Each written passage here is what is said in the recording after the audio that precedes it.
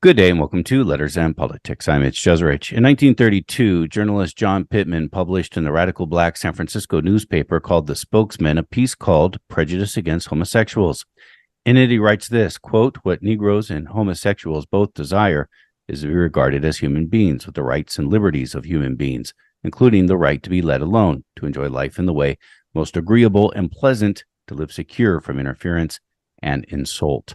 I found this from the writings of Aaronlechlighter, a professor of American Studies at the University of Massachusetts, Boston.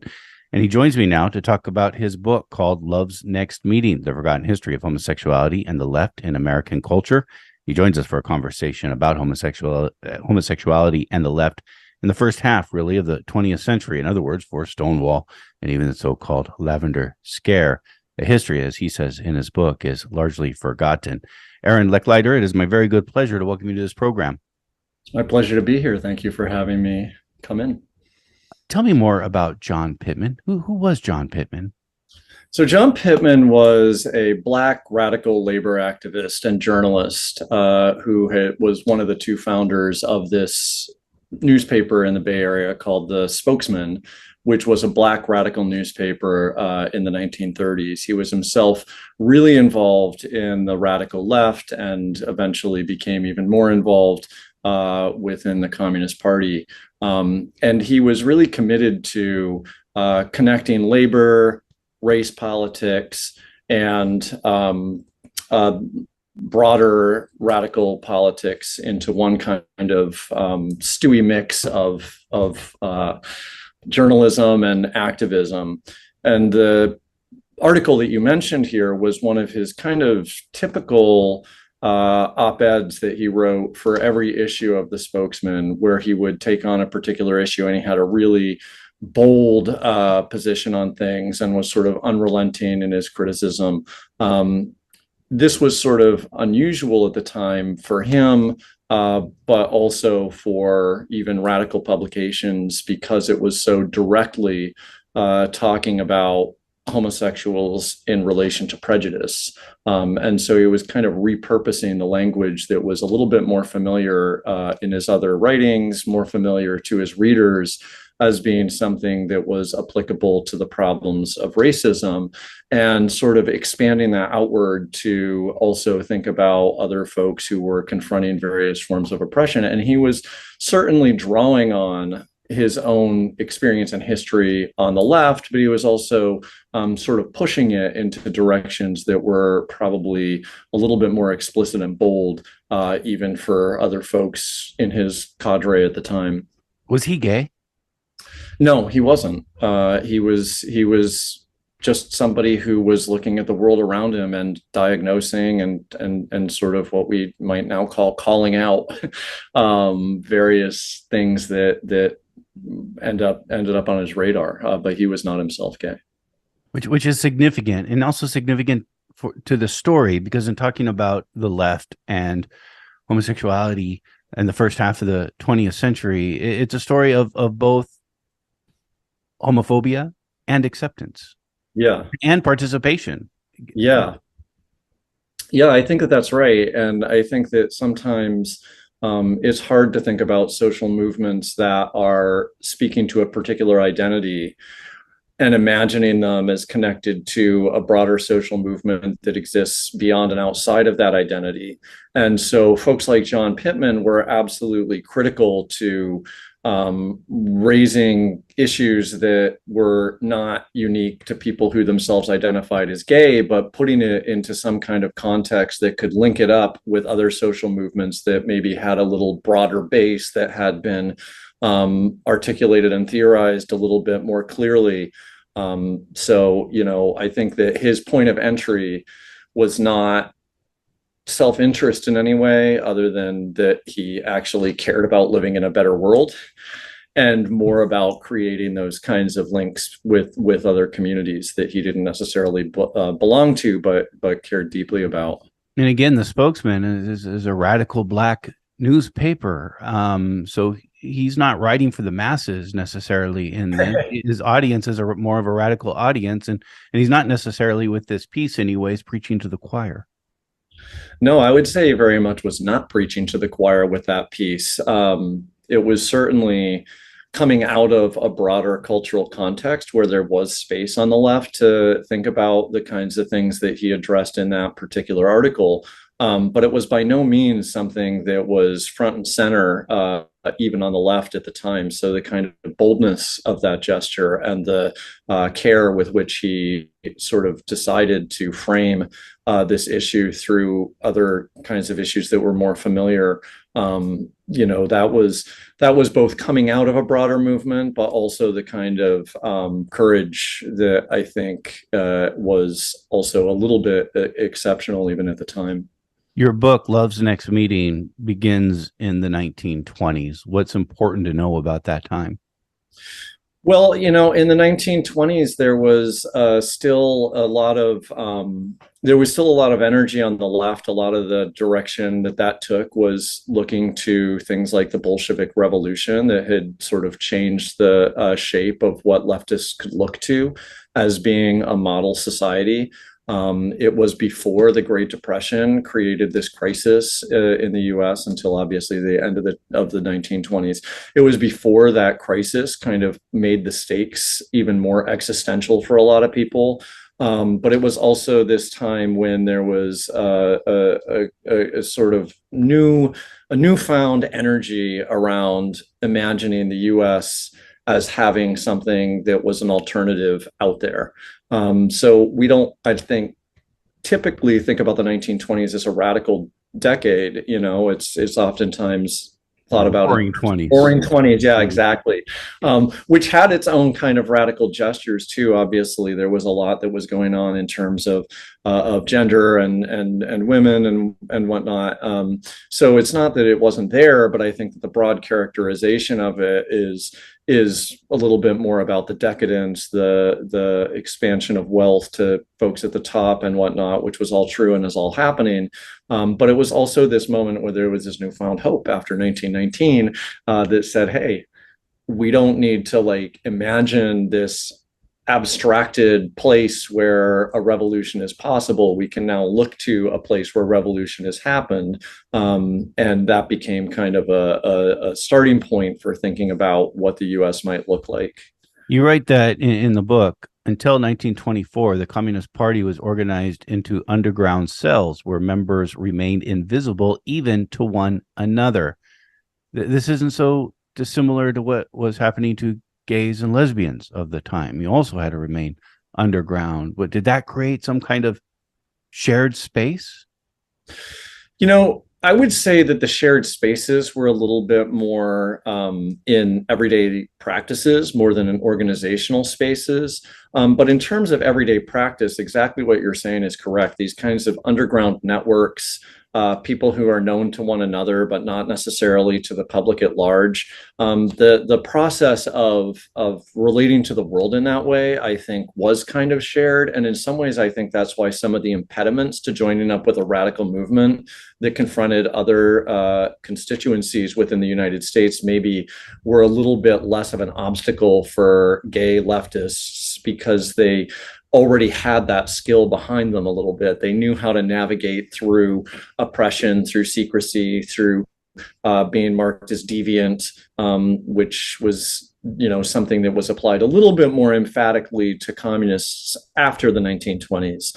But that kind of skill set of moving through society with this sense of oppression and visibility, but also knowing one another, I think that was sort of shared in a more vernacular way than in an organizational way. Tell me about the publication, The New Masses. So The New Masses was a magazine that was started in the 1920s. It had actually been a kind of reincarnation of a magazine called The Masses, which had appeared for a period in the earlier 20th century that kind of tried to bring together bohemian culture, socialism, art, culture, literature, all within the same magazine. And New Masses was a relaunch of that magazine, and it was a little bit heavier in its connections to the left. And by the end of the 1920s into the 1930s, it became a de facto leftist cultural organ that ended up being edited in part by Mike Gold, who was one of the important communist writers of the Depression era.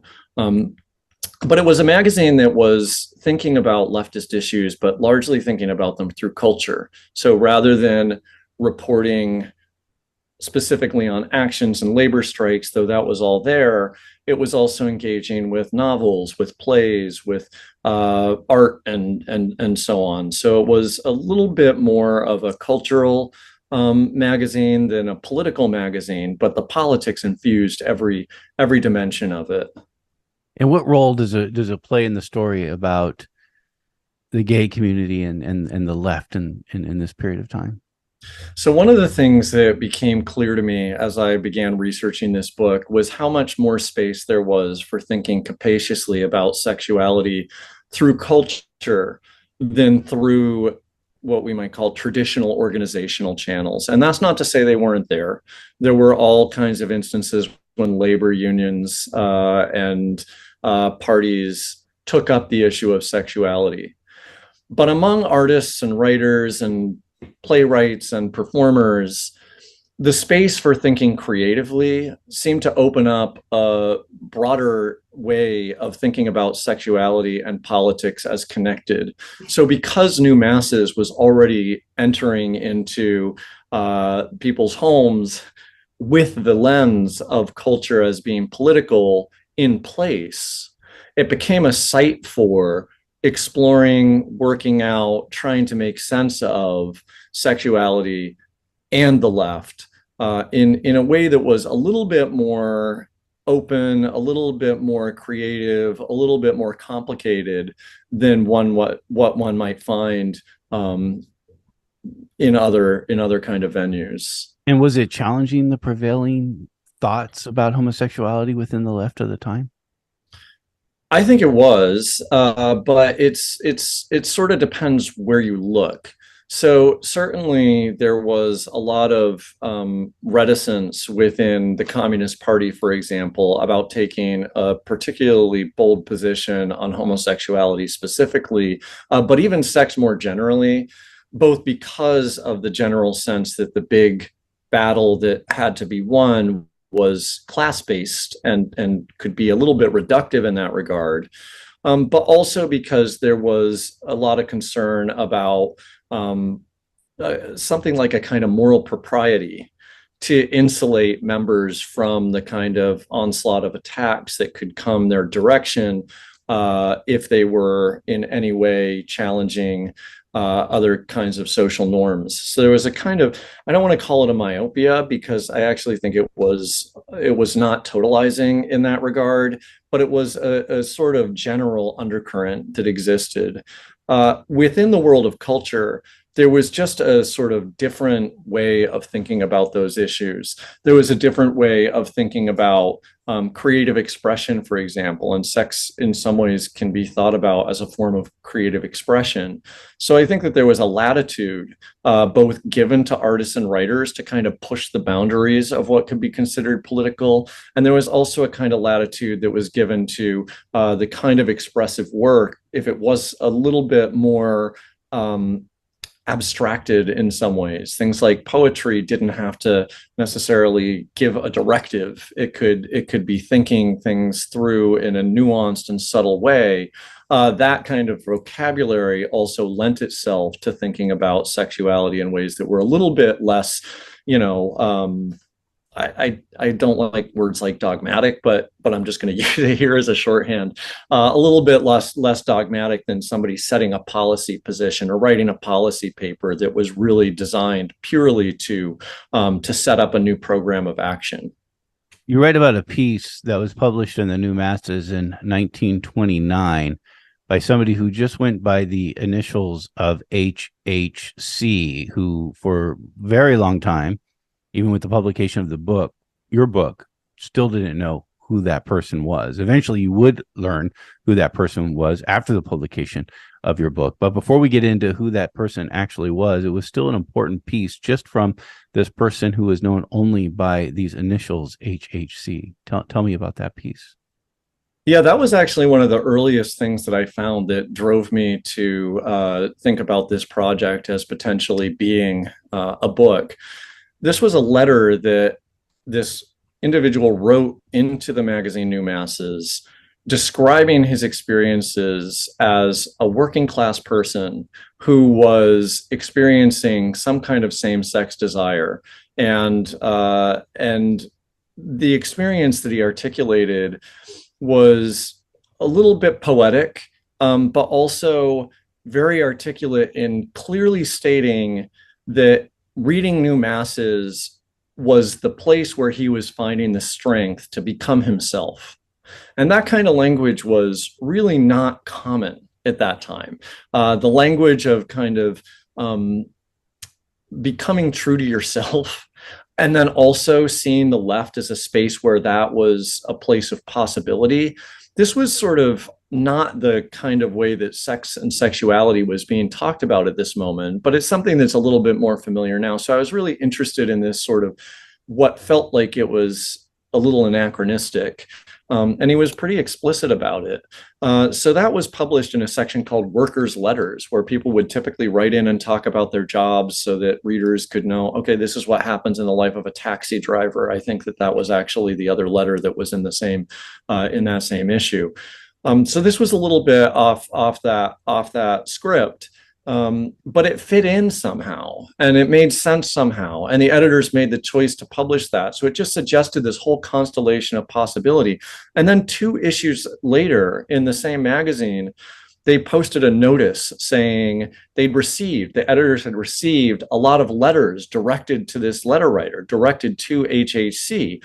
And that suggested even more to me that that meant that readers were reading that letter and saying, I want to reach out to this person. So there was this kind of broad network of people that were responding to the experiences he was describing. And the editor said, if you send us your name and address, we'll forward them on to you.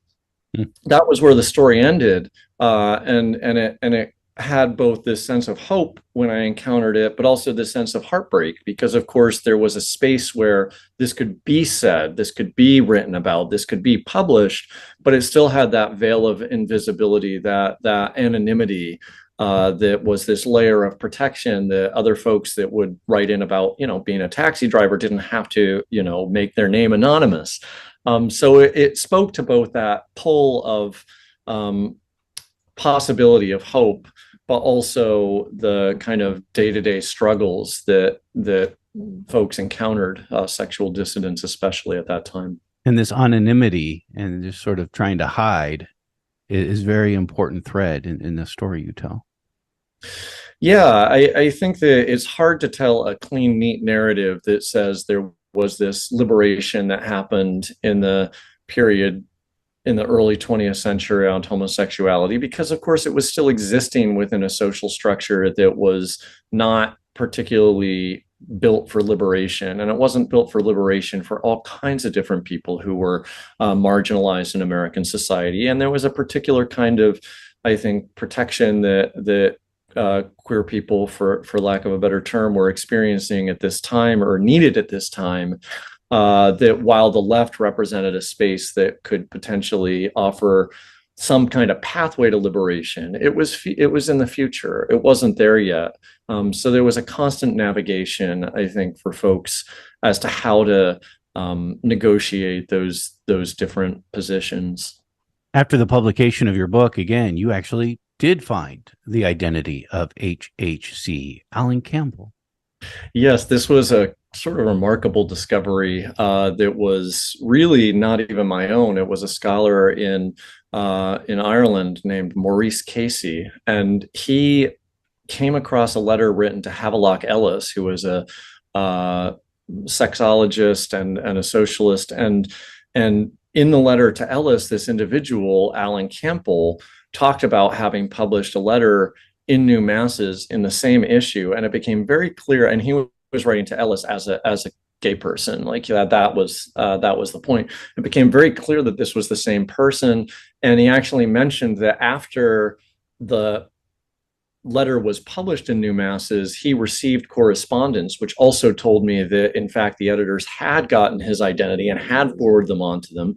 And in fact, even met up with somebody for a brief period and referred to it. I can't remember the exact phrasing off the top of my head, but something like the love, the greatest love he'd ever experienced, something like that. It was very brief, but he did actually meet up with this guy. And so that also suggested that there was this after story that's almost impossible to access when you're talking about people from the past who have been made invisible. So the scholar found this letter, reached out to me. There was another piece of the after story is that he managed to publish a novel even after that, and it was a very kind of queer novel, maybe a little bit less explicitly leftist, but there was this whole after story, and that was something I never imagined that there was any way that I would ever have access to that. So it was a real act of generosity by Dr. Casey to point me in that direction. Were you able to find any, other than the novel, any of Alan Campbell's writings or of these letters that were sent to him? I haven't at this point. This just happened a couple months ago, and it seems like the correspondence. He doesn't have an archive, so the correspondence would just be people that he wrote to, and I haven't found other instances of that. But I certainly have been trying a little bit to find what's here and there. It's you're always kind of subjected to what libraries, archivists. There's such a whole institutional network of who decides what gets preserved, and resources are limited. We can't preserve every human's letters. So Alan Campbell in some ways is sort of a minor figure in literature. He published one novel, so his papers aren't collected. But the more people we have on the scent, the more likely it is that somebody's going to find a letter written to somebody else. If he's writing to Havelock Ellis, he might be writing to other sexologists, and eventually maybe we'll develop a fuller picture of him and his life. And I would love to see those letters. The letters. I wanted to find the letters written to New Masses, but I wasn't able to locate those either. But that might also be because they forwarded them. Right. They were by that point in his possession. But that would be a fascinating thing to come across as well. Literature is an important part of your research in telling this story. Yeah, I am always interested in literature, just as a kind of personal interest. But I also think that literature is important to social movements. And I think that it sometimes gets discounted in some respects as being less of a serious archive. If you have a novel that is doing political work or describing experiences, because it is fiction as a genre, it doesn't seem quite as authoritative as something like a party record. And yet the lived experiences of people who participate in political movements, they're mediated through this. And especially in the Depression era, there was a pretty explicit push to think about how literature could be very instrumental to building radical social movements. So I came into this project with the conviction that if we wanted to tell this story, it required taking literature seriously and taking art seriously, because that was the space, going back to something we were talking about earlier, that was the space that had the capacious creative possibilities, where things that were very present in the minds of people could be given voice, could be circulated, could be entering into the broader discourse. So I was interested both in the literature itself and the folks that chose to write the books and the stories that I talk about, because they also were activists and they were seeing their literature as part of their activism. So, ignore that at your peril. I think it's an important part of the archive, and if you ignore it, you really can't tell the story. Highlight for me a couple of these authors and their books and the importance in understanding homosexuality in the left in the first half of the 20th century. Yeah, so I would say one of the people who was most important to me in developing this project was a Chinese American writer named H.T. Tsang, who wrote a book in 1935, a novel called The Hanging in Union Square. It wasn't his first novel, but it was arguably his most explicitly radical novel. The character essentially starts out destitute, trying to find a place to sleep, trying to find food to eat, and ends up at the end of it aligned with the Communist Party. So it is a kind of classic proletarian novel narrative. But along the way, the character's radicalization happens through all these weird, intimate, same-sex experiences that he has with other men, also encountering gender variant people. There's a character named Miss Stubborn who is a kind of butch woman.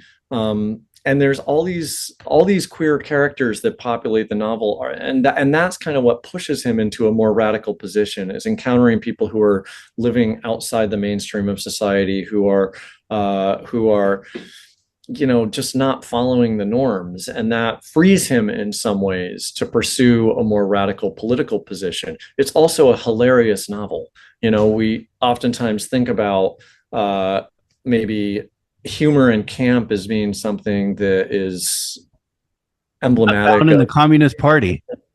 It's not what we think of as a Communist Party, but in this novel, it's hilarious. It struck me like, why don't we talk about this, the humor and the levity of this, and I think it was connected in some ways to the fact that it is such a queer novel, and I've been writing about that novel for a long time, even before this book came out, and sort of been proselytizing on it. But I think that it's emblematic in that regard, that it goes through this kind of urban landscape and represents this transition from somebody who's maybe even a little reactionary, encounters all these queer people and ends up as a revolutionary. And it's also just a delight to read. So that's one of the novels I spent a lot of time. Do you think there's a genre? Do you think there's a genre of this kind of literature? I would say that particular form, Tsang was an incredibly experimental writer, and he really didn't follow the rules. So even as a proletarian novelist, even though he was committed to writing a novel that was revolutionary, he was so singular. He published the novel himself. He couldn't find a publisher to take it on, and so he hand sold it in the street. He was a bit of a performer, so he turned it into a one-man show and performed it, and claimed that Orson Welles and Rita Hayworth came to the performances. He said, you never know what's exactly true. But I think he was a little bit of a singular figure. But the themes that come up in his work, the relationship between poverty, sexuality, revolution, I think that those themes were coursing through, I would venture to say, the majority of proletarian novels. And there's this common misconception that when homosexuality appears in radical fiction, it's to demonstrate the decadence of the bourgeoisie. But when you actually read these novels, it's everywhere, and that's really less often its function. There's all kinds of novels where characters are radicalized through sexuality, or sexuality becomes something of a vehicle for a broader based politics, and sometimes it's just background noise. One of the first novel, actually the first novel that was written, at least in the US, that specifically named Hitler, in 1934 it was published, and was really about a building anti-fascist movement, has a character who's radicalized because another character who's explicitly marked as queer by carrying a Havelock Ellis book, and there were other signifiers. But the main character in the novel is radicalized when he discovers that that person wants him. And there's a passage where the writer Edward Dahlberg says something about how he had never felt wanted like that before, and that was such a gift that it makes him want to join with this broad anti-fascist movement. And that is very far from this idea of sexuality as being something decadent, something that is reserved for a kind of bourgeois extra credit activity or something, extracurricular activity. You know, it's fully integrated into the pathway to revolution, and that shows up pretty regularly in leftist literature. This is Letters and Politics, and we are in conversation with Aaronlechlighter. Aaronlechlighter is a professor of American Studies at the University of Massachusetts, Boston, and he joins us for a conversation about his book called Love's Next Meeting, The Forgotten History of Homosexuality and the Left in American Culture. It has just come out in paperback. Who was Betty Millard? Betty Millard is another, I say this about everybody in the book, but another one of my favorite folks that I came across in this book.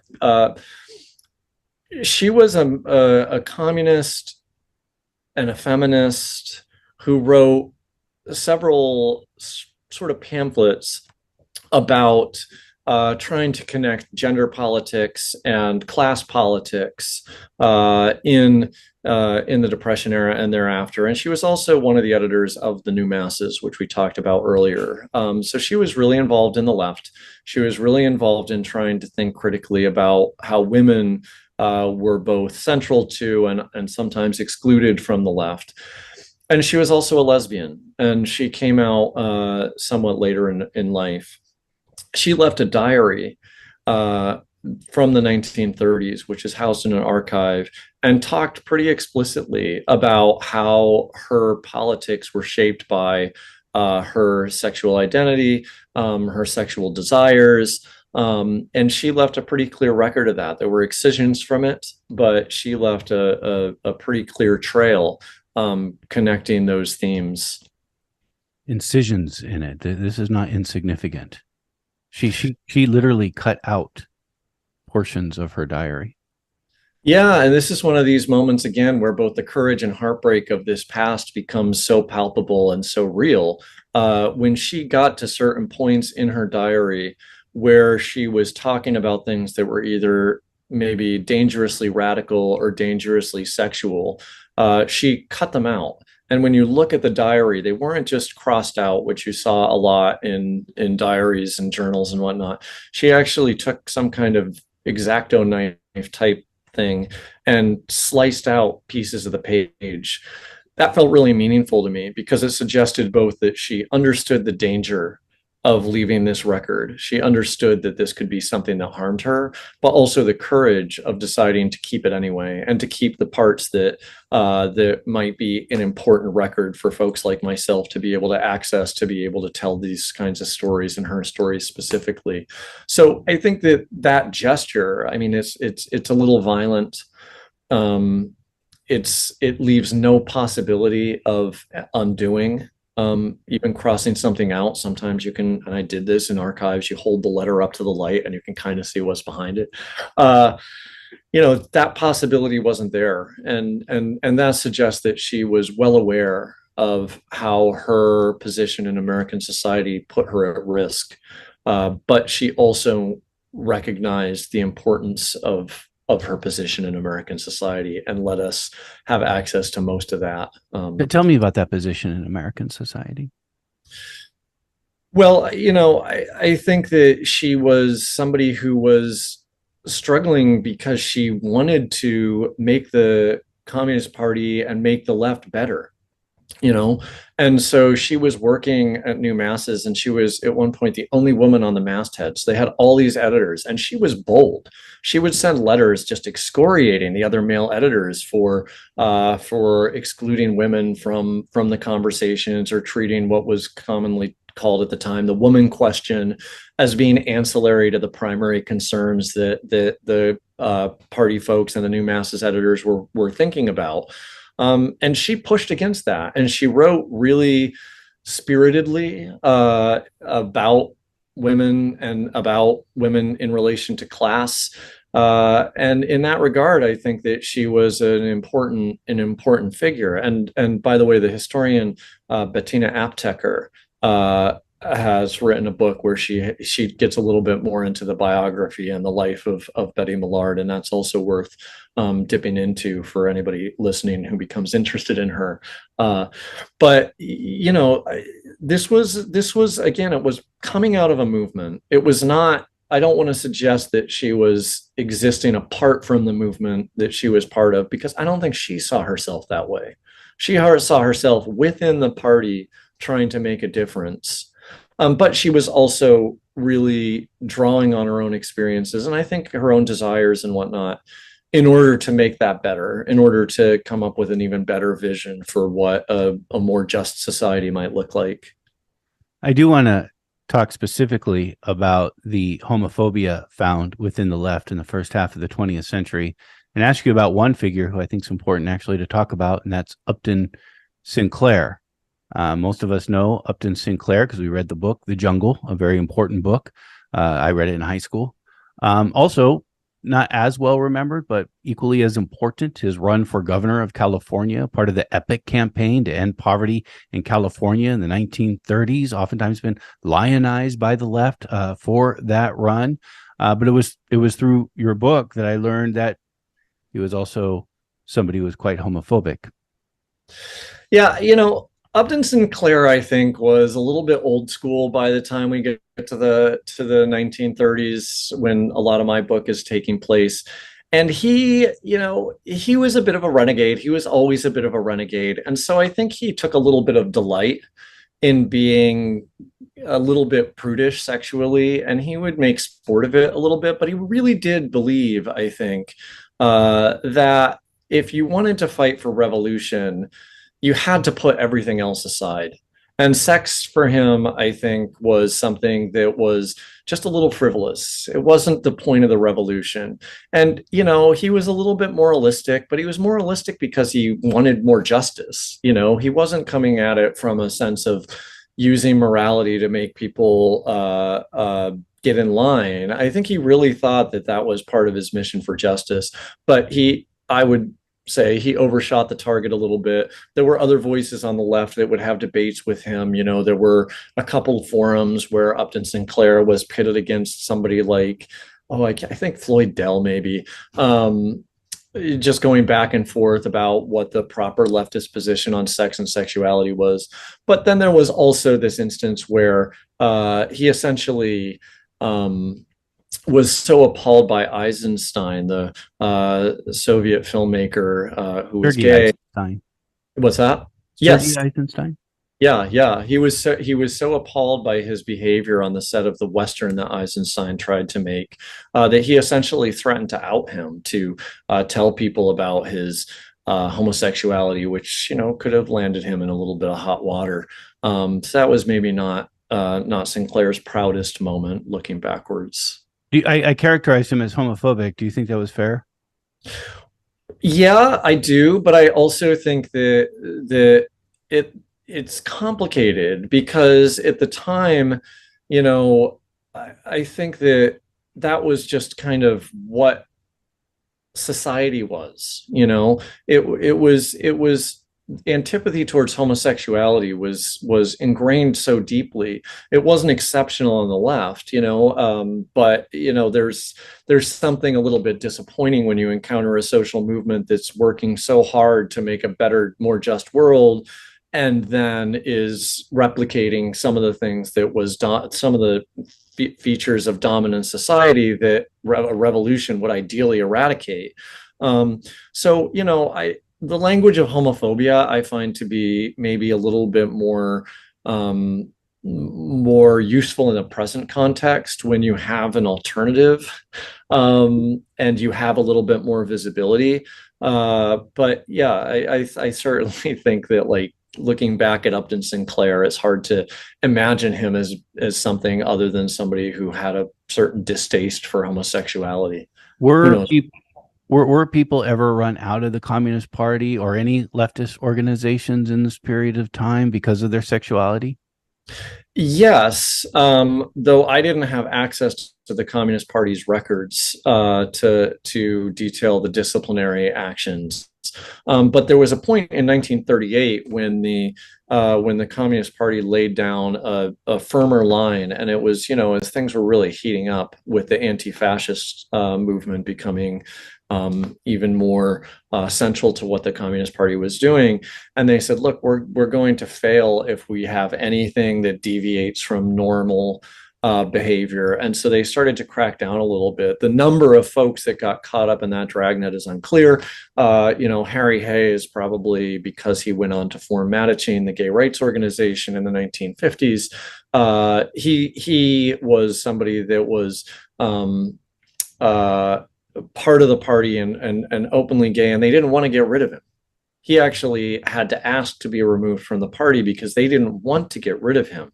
So exactly how extensive the implementation was is sort of harder to access. Certainly by the time you get to the 1950s, it's pretty open and it's pretty explicit, and there's a lot that we can know about that.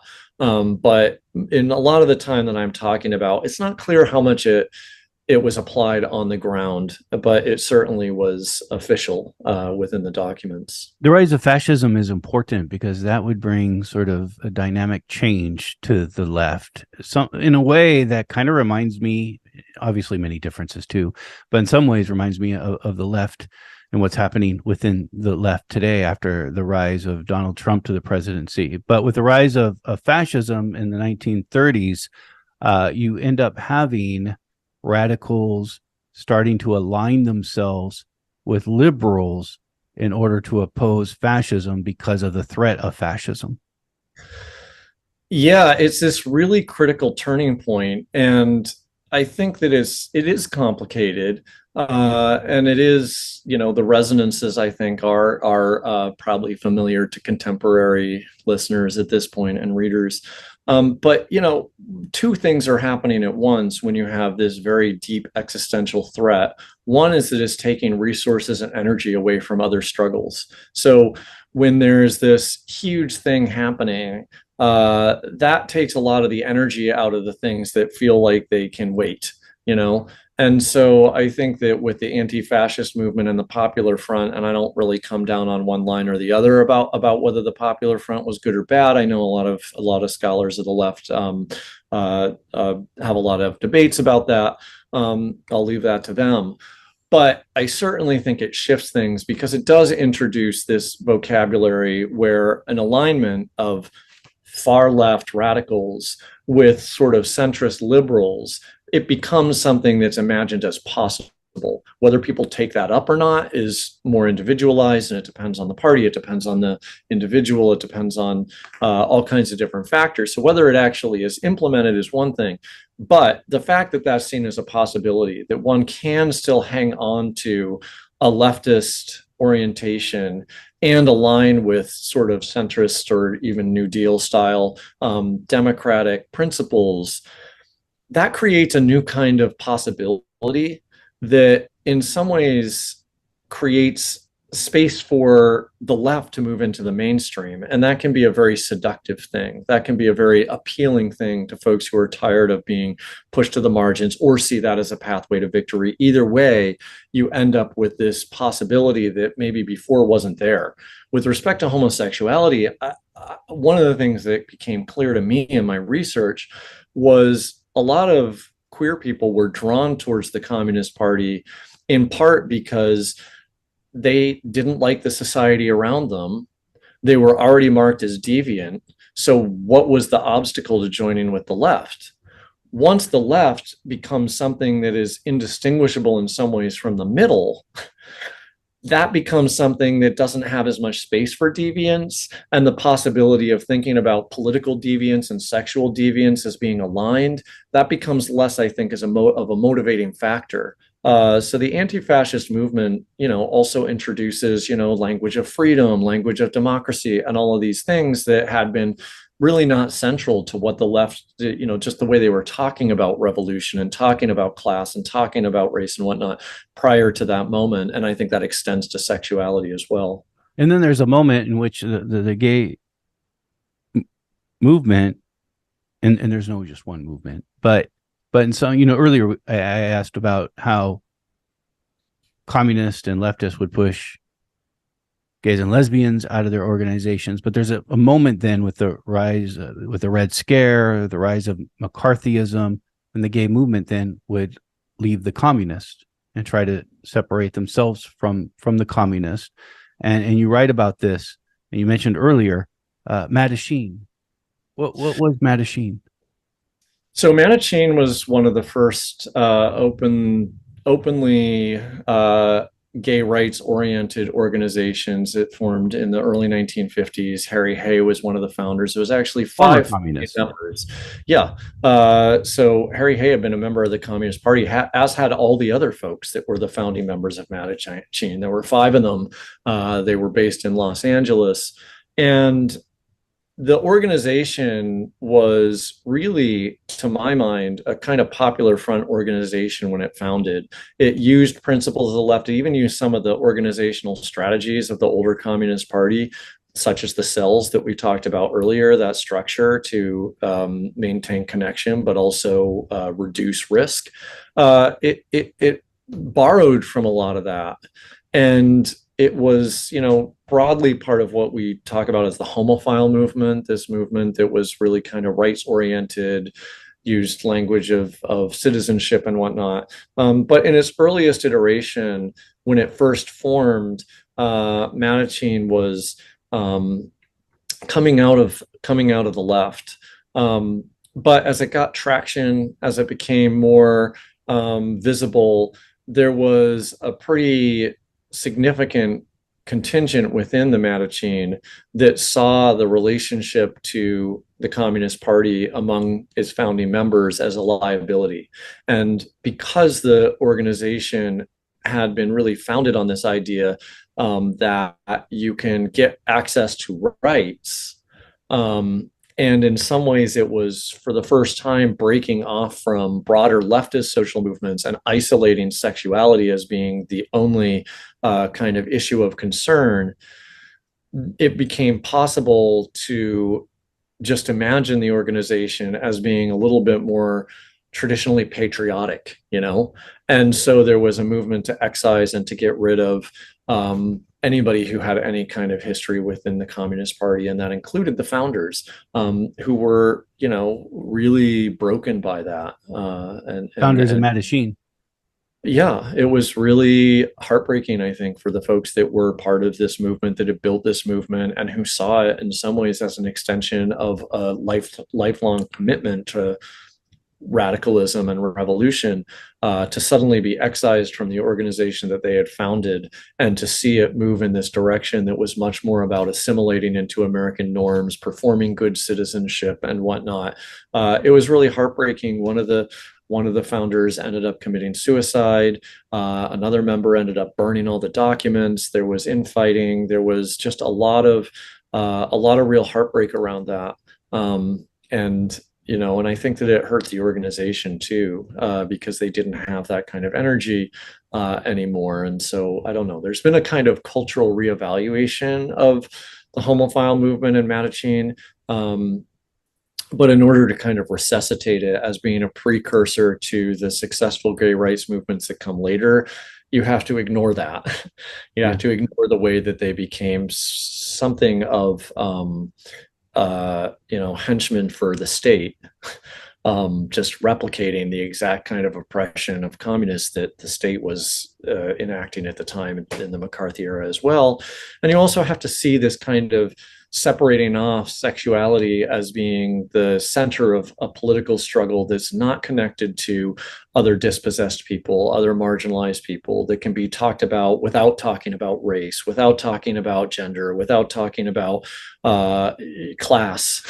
That's also the legacy of Manichaean, is separating itself off from broader revolutionary social movements. Sort of a transition in a movement that would, with time and decades later, bring the right to marry and to join the military, which, radical gay and lesbians and transgender folks wasn't necessarily high on their agenda.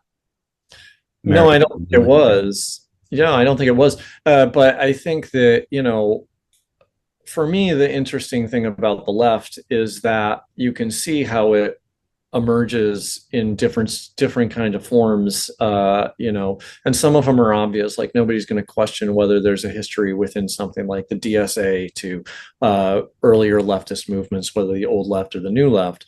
But for me, organizations like Black Lives Matter, which is a completely queer-run organization, queer leadership, really incorporating queer politics into this radical position that has a very strong dimension of class liberation as being an essential part of race liberation and Black liberation specifically. That to me is a more interesting lineage. If you isolate sexuality from other kinds of social issues, it's sort of inevitable in some ways that you end up with things that are rights extended just to a particular group. But if you see it as part of a connection to working class people, poor people, Black people, immigrants, women, and whatnot, then you can kind of draw a different lineage where you don't end with that. You end up with something like Black Lives Matter, which is a completely influential, successful liberationist movement. And it harkens back to what you saw in the first half of the 20th century. It does to me. Mm-hmm. Yeah, I mean, the jump from John Pittman to Black Lives Matter is not incidental to me. It's folks who are looking at the world and looking at the possibilities of liberation and thinking about that as being something that requires solidarity between various kinds of dispossessed people and trying to make that the center, the broader liberation of as many folks as possible. That to me is a linkage between then and now, but I don't see that linkage as much in something like the same-sex marriage push. Much as I certainly think like you shouldn't deny folks access to institutions. Where the center is, I think, is I see the lineage much more between those kinds of movements than I do between the old left and kind of the. I don't know. I don't want to get in trouble, but some of the newer gay organizations. I'll stop it here to save you from going any further. Aaronlechlighter has been our guest. Again, Aaronlechlighter is a professor of American Studies at the University of Massachusetts, Boston, and he is the author of the book that he's joined us to talk about. It's called Love's Next Meeting, The Forgotten History of Homosexuality and the Left in American Culture. It's now out in paperback. Aaronlechlighter, I've enjoyed our conversation very much, and I thank you. Thank you so much for having me. I have as well.